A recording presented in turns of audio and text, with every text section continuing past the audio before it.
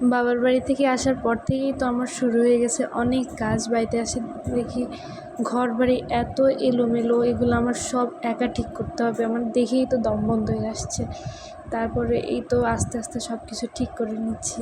এখানে আবার দেখি গাছগুলো একদম শুকায়ে কী একটা অবস্থা, ডালগুলো অনেক বড় হয়ে গেছে। আমি ডালগুলো ভেঙে ভেঙে আবার মাটির মধ্যে পুঁতে দিচ্ছিলাম, গাছে পানি দিচ্ছিলাম। দেখেন বিকাল হয়ে গেছে একদম, তারপরেও কত টানা রোদ,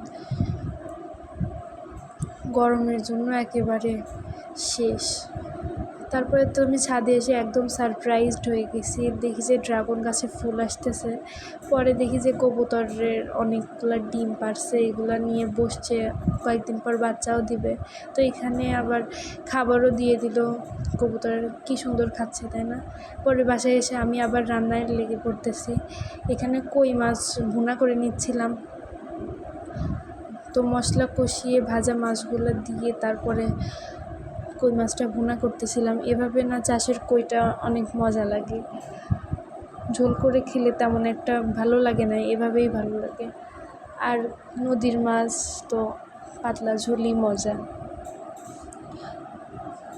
তো আজকে এই পর্যন্তই, আল্লাহ হাফেজ।